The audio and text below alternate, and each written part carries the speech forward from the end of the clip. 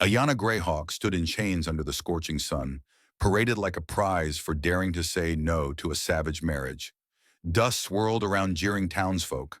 Some pitied, others craved what they saw. Then came a lone rider on a gray horse, Silas McGraw, a man torn between two worlds, eyes sharp as winter steel. Without a word, he tossed a pouch of gold at the mare's feet. "Then don't display her in chains," he said, voice calm as a loaded gun. He didn't promise her freedom. He bought her the right to choose. And when Aiyana met his hand with hers, she whispered, "If I follow you, will I ever be free?" His eyes held secrets deeper than any frontier. Only if you're ready to fight for it. When we tell stories about the Wild West, about dusty towns and quiet riders, blood feuds and fragile treaties, we often forget what those treaties were made of. Land, horses, gold, yes. But behind every shaky handshake and sign of peace, there was almost always the hidden cost that no man wanted to name: a woman's body, a girl's future, a family's silent sacrifice. In the old frontier, alliances between rival tribes or between native nations and encroaching settlers were rarely sealed with words alone.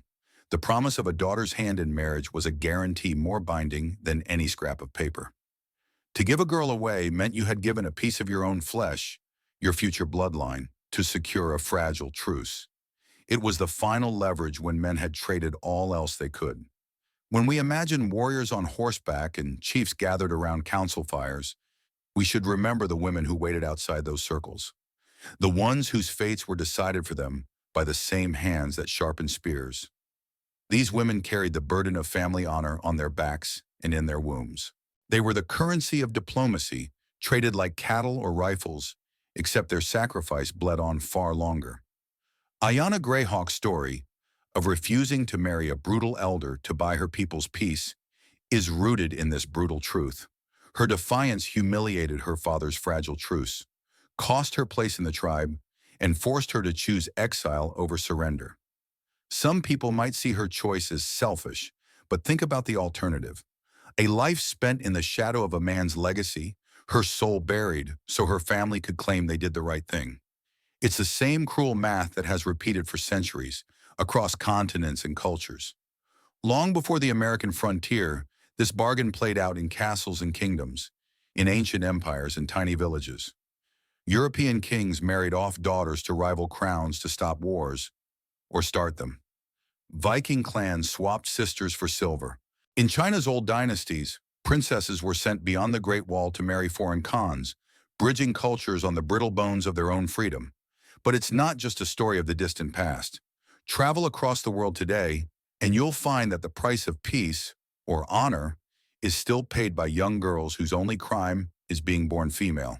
In parts of rural Pakistan, girls are given as swara, an ancient tribal practice where a young girl, sometimes just 10 or 12, is handed to a rival family to settle a blood feud. Imagine being born into a family at war with another, and knowing that if your uncle or brother kills a man, your body might become the treaty that stops the next bullet. You become a living apology, condemned to a life with strangers who see you as a daily reminder of your family's shame. In Afghanistan, under Taliban rule and even beyond, forced marriages are as common as the hidden stories they bury. Many girls are married off to men decades older than them, often to pay debts or solidify ties between families. Some families do it out of desperation. They hope the husband will feed their daughter when they can't. Others do it to keep a girl from dishonoring them by choosing her own path. The result is the same: a child locked in a life she did not choose, her body used to buy protection she never asked for. Even in modern cities in the heart of Southeast Asia, arranged marriages are wrapped in the language of tradition and respectability. In many communities, especially among conservative families, a daughter's wishes are never truly her own. The family decides who she loves, when she marries, whether she can study, where she will live. The gilded wedding dresses and staged photographs hide the fear that lingers behind the bride's eyes. Fear of dishonoring her parents if she says no. Fear of being cast out if she runs. Sometimes this control reaches across oceans. In immigrant communities in Europe and North America, girls are still shipped back to their parents' home countries to marry cousins they've never met. Some are tricked into visiting grandparents abroad and find themselves trapped. Some never make it home. Others return with stories of quiet survival. The girls who tore up passports in airports, who hid in women's shelters, who faced down families that swore they'd kill them for shaming their name. The saddest truth? Many people still think forced marriage is a cultural thing they can't interfere with. They tell themselves, it's not my place. But culture is not an excuse for chains. Family honor should not be a death sentence for a girl's dreams. Aiyana's story, though set in a time of war paint and horses, reminds us that the real frontier isn't always the land outside our homes. It's the battleground inside a family's walls, inside a girl's own chest when she tries to speak a single word, no. And yet courage survives. Every time a girl somewhere refuses the bargain, every time she chooses her soul over the comfort of acceptance, she plants a seed for others to rise. In Pakistan, brave women are pushing back, working as lawyers and activists to end swara and honor killings. In Afghanistan, women risk their lives to keep girls in school, to give them options beyond the marriage bed. In Asian immigrant communities, survivors are telling their stories out loud, showing the next generation that shame has no power if you refuse to carry it. When we share these tales alongside Aiyana Greyhawks, we honor a truth older than any treaty. The daughters who stand up and break free become the real peacemakers. They are the bridge between what our ancestors settled for and what we dare to build next.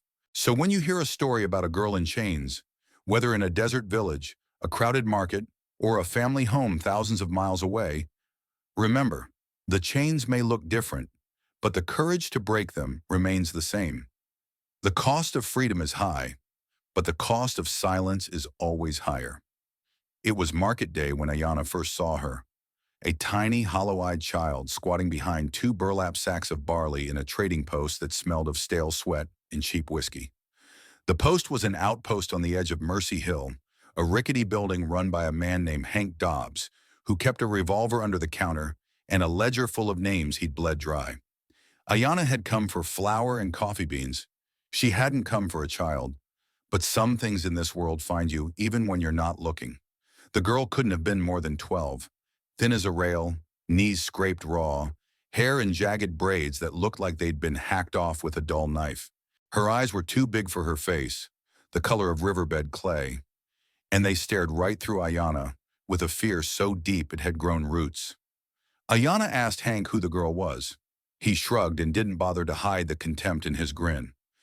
Her daddy owed me 12 bottles of rot gut and 3 days' work, he said, scratching at the scab on his chin. Ran off. Left the girl to settle up. To settle up? Aiyana's voice was calm, but there was iron behind it. Hank spat into the dirt floor. Ain't gonna work it off with them skinny arms, is she? Might fetch a price with the miners, though. They're always wanting something soft when the gold runs dry. Aiyana felt bile rise in her throat. She looked at the girl again. Suri. That's what the child whispered when Aiyana knelt to brush her hair from her forehead. Just one word. Her name, all she had left that was truly hers. Later, Aiyana would remember every detail. How the rough rope bit into Suri's wrists. How Hank's fingers twitched near his revolver when Silas McGraw stepped through the doorway.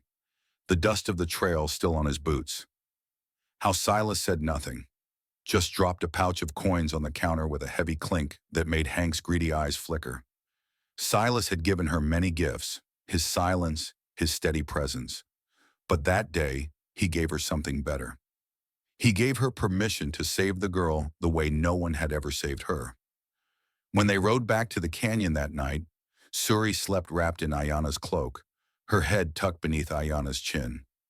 She dreamed of rabbits and wildflowers, and when she woke, there were no ropes. There was only freedom. The first breath of it so sweet it made her chest ache.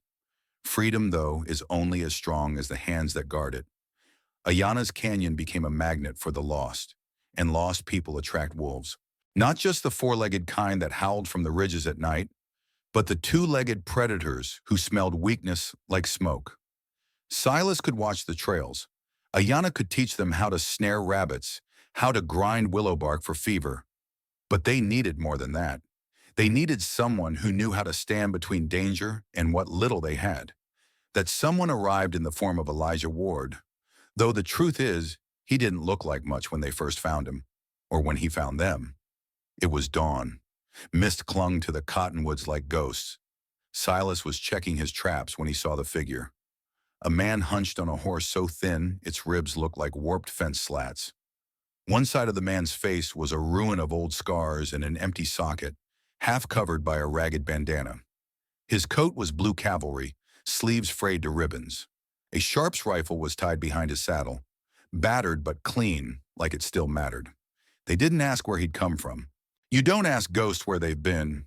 Elijah Ward had once fought under General Sherman, or so he said, though he never gave details and Aiyana never pressed.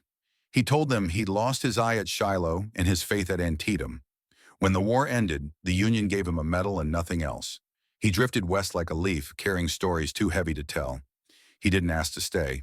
He slept outside the fire ring that first week, one hand always on his rifle. Then one morning they woke to find him teaching Suri how to notch an arrow. He showed her how to steady her breath, how to see a target through the eye that wasn't there. When Silas asked why he bothered, Elijah spat into the dirt and said, "Because the girl deserves a chance to grow up mean." And so he stayed. By winter, Elijah had every boy and woman in the clearing training at dawn, throwing knives at a stump, learning to duck behind scrub brush when the wind carried the sound of riders. Suri adored him, her small face lighting up when he called her, "My little hawk." He never smiled when he said it, but his ruined face softened in the firelight, just a crack in the mask of old battles. Aiyana once asked him why he bothered with them. Elijah grunted, "'Cause no one taught me, and I'd rather die here standing for something that ain't my war than drift till I rot." Sometimes after Suri fell asleep, curled next to Elijah's boots, Aiyana would sit by the fire and tell stories from beyond the canyon. Stories that reminded them this little camp was not the only place where chains broke. One story was Sarah's. Sarah was not Apache, nor born of the red hills and sagebrush. She came from the dusty alleys of Karachi, Pakistan, where girls are born with wedding dates carved into their futures. At 13, her father promised her to a cousin she barely knew. He said it would keep the family strong, keep them pure, keep them honorable. Sarah wanted to be a doctor. She wanted to touch the sick and heal them, but no one asked what she wanted.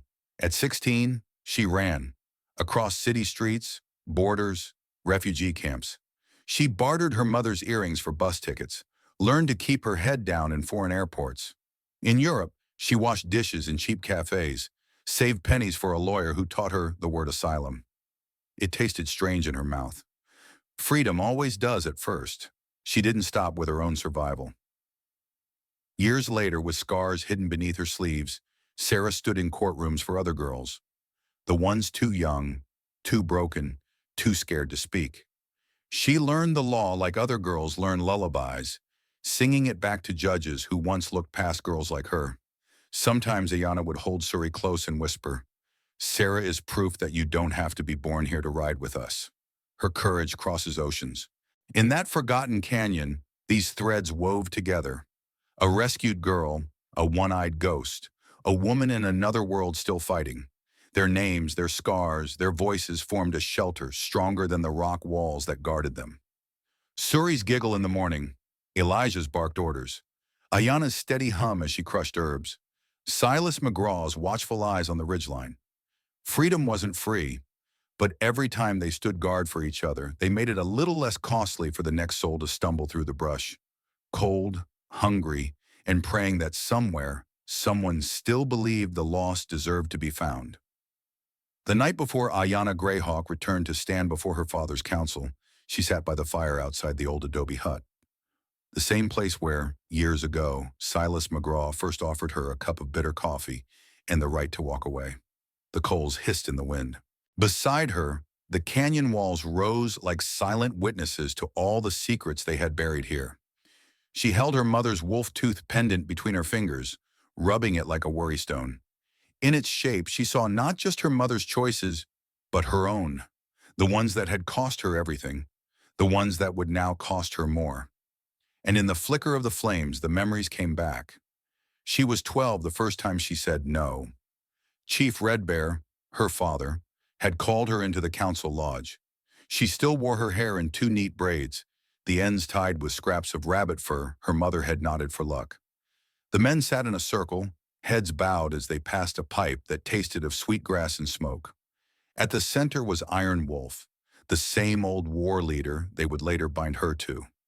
Even then, his eyes clung to her like thorn briars, studying her face not as a child, but as future currency.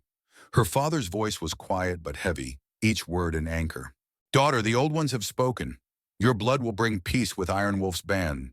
His sons will guard our borders. His warriors will trade with us. There will be no more raids." Aiyana's mother had died the winter before. She had no shield left but her own trembling voice. She squared her shoulders, her small fists knotted at her sides. "I will not marry a man I do not choose." A hiss of breath from one elder, a scoff from another. Chief Red Bear's painted face remained still, but his eyes narrowed, dark with a hurt that felt like betrayal. "You shame me," he said. "You shame your mother's name." But Aiyana refused to bow her head. Even at 12, she tasted the truth of it. That peace was just another word for obedience, and her body was the bridge they meant to burn behind them. That was the first time the wind in the canyon seemed to carry her defiance away, like it was a seed waiting for a future season. Now she returned, a woman grown, to the same circle of men who had once weighed her worth against sharpened spears and the promise of horses. They met under the shadow of the council rock, the fire crackling in its pit, smoke curling into the dawn. Warriors leaned on their spears. Children watched from behind the hides of their mothers, and scattered among the shadows, the women who had never spoken in that circle, but whose eyes held stories even the fire could not burn away. Chief Red Bear sat at the center, the lines on his face deep as river canyons. Next to him stood Coda Swiftwind, her cousin, the man who would drag her back if they commanded it. The council speaker raised his hand. "You walk back with no chains. Do you come to beg forgiveness?"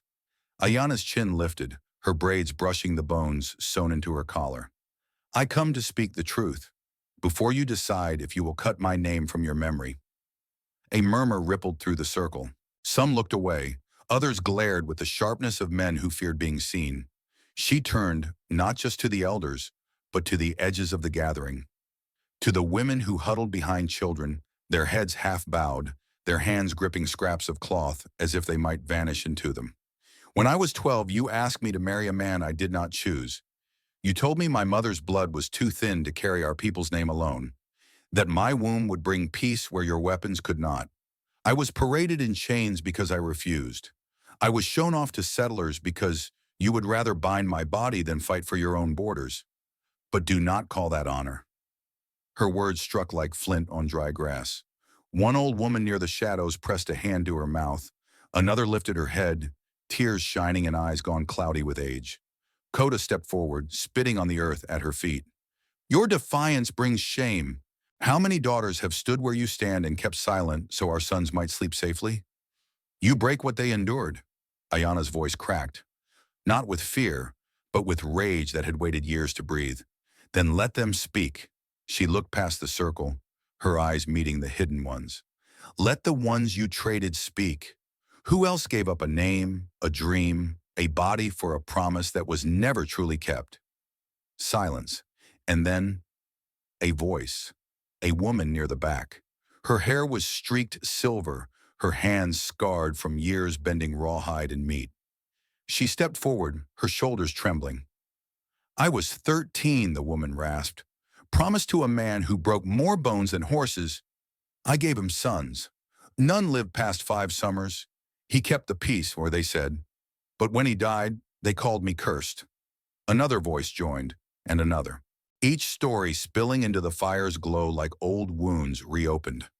And the council sat frozen, forced to hear the truths they had buried under blankets of loyalty and silence. Chief Red Bear closed his eyes, the stone in his heart fracturing under the weight of a daughter's unyielding spine. When Aiyana left the circle that morning, no guards, no ropes, no shouts to stop her, the wind cut through her like a blade. She crossed the pass before the sun cleared the peaks, her boots crushing frost and dry grass, her throat raw from words that would echo in the old men's sleep for seasons to come. She found Silas waiting by the canyon's edge, his hat pulled low, his battered revolver resting across his lap. He had watched the ridges all night, guarding her, even when she'd told him not to follow. For a moment they just stood there, the woman who had cut her own chains, and the man who had offered her the knife.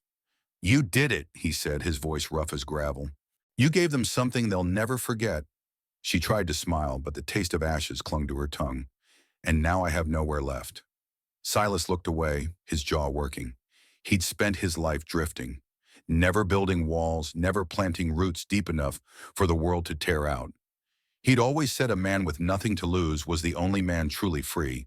But now, watching her, dust in her hair, defiance in her blood, he felt something break in his chest, something that terrified him more than any bullet or blade. He reached out, his fingers brushing the back of her hand. It trembled. So did his. "I thought I'd stay unclaimed," he rasped, his words almost too soft for the wind to carry. "I thought if I never belonged, they could never hurt me. But you—" He couldn't finish. The words stuck, the last piece of armor falling away. Aiyana laid her palm flat against his chest, right over the old scars and the new wound that had never fully healed. "You belong here," she whispered, "if nowhere else." Here. Silas McGraw, the lone rider who belonged to no banner, no tribe, no promise, closed his eyes, and for the first time, he let the weight of belonging sink its hooks into his ribs. Above them, the canyon wind howled like a broken chain set loose, rattling free across a land that had never known true peace. When Aiyana Greyhawk crossed that final ridge, the wind carried the scent of pine smoke and wild sage, a sign that Silas McGraw was still there, tending the fire that kept a place for her alive. She found him where the canyon bent like an open palm, waiting, as if he'd always known she'd come back when she was truly free to choose it for herself. They didn't speak much that first night. Some truths don't need words. In the days that followed, they built their unnamed map, a clearing no surveyor ever marked, a place stitched together by the souls who arrived with nothing but the courage to stay. Here, the lost found shelter. Women like Suri grew into young warriors. Old men like Elijah Ward taught the children to hold their heads high, no matter who told them they didn't belong. In time, the wind carried whispers of the place to every border town and lonely trail. A hidden hollow where your name didn't come with a price tag, where no one cared if your blood was red or brown or something in between. Some called it foolish, some called it dangerous, but those who walked the path understood. Freedom is never given freely. It is protected, shared, and carried forward by those brave enough to stand beside one another. Aiyana's story is not just a Western fable of dust and guns. It's a lesson for today, too. How many people in our towns even now feel like they belong nowhere? How many still trade pieces of themselves to keep the peace with families, cultures, or old shame that doesn't deserve their silence? Her journey reminds us that sometimes the most radical act is to say, no more. If you were standing on that ridge, would you go back to chains or step into the unknown? Let us know in the comments. Your thoughts might be the spark for someone else's courage. And if you believe every soul deserves a chance to find their unnamed map, please like this video, subscribe, and share it with someone who needs to remember. No one is ever too lost to come home.